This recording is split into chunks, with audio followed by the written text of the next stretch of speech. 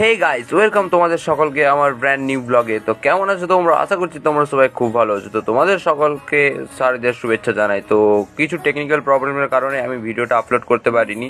তো ভিডিওটা আপলোড করতে আমার লেট হয়ে গেছে। আজকে আমরা চলে এসেছি আমাদের কন্টাই চৌরঙ্গি মোড়ে, যেটা থিম হয়েছে দ্বারকা নগরী।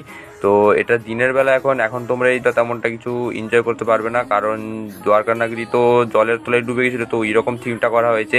এটা দেখতে হলে তোমাদেরকে রাতের বেলা আসতে হবে। রাতের বেলা তোমরা প্যান্ডেলের মধ্যে প্রবেশ করলে বুঝতে পারবে যে পুরোই যেন তোমরা জলের নিচে দাঁড়িয়ে দ্বারকা নগরী দেখছো।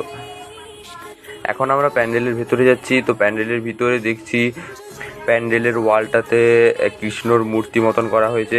এই যে কৃষ্ণর মূর্তি বাঁশি বাজাচ্ছে, আর নিচে যেমন সমুদ্রের নিচে যেমন থাকে ঠিক তেমনি পুরো একরকম রূপ দেওয়া হয়েছে। এটা যেমন দ্বারকা নগরীর গেটটা ছিল ওরকমই, মানে বলতে গেলে পুরো দ্বারকা নগরীর একদম সেকেন্ড কপি আর কি, যেটা বলা যায়।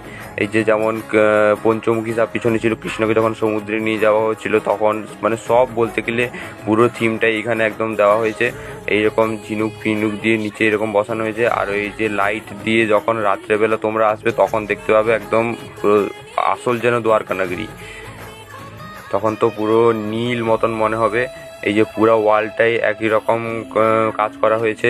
কৃষ্ণর মূর্তি আর সমুদ্রের নিচে যেমন থাকে ঝিনুক, আরও সেই রকম পুরো একেবারে। তো দ্বারকা নগরীর পুরো রাজমহলটা যেমন ওই রকমই একদম। এই যে কৃষ্ণর পালক এখানে, আর এরকম চক্র, আরও এগুলো পুরো থিম আছে। এগুলো লাইটে রাত্রে আরও সুন্দর লাগবে এগুলা।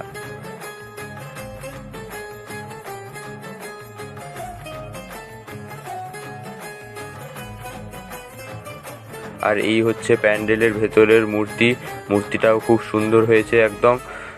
পুরোটা ভেতরে নীল আলো দেওয়া হয়েছে, হয়তো আরও লাইট চেঞ্জ হবে। এখন তো বর্তমানে নীল লাইটটাই জ্বলছে।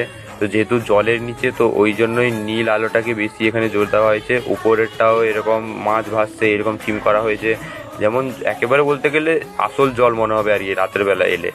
আরও প্যান্ডেল হোপিং বাকি আছে, তো তোমরা দেখতে থাকো, আরও নেক্সট ভিডিও আসতে চলেছে।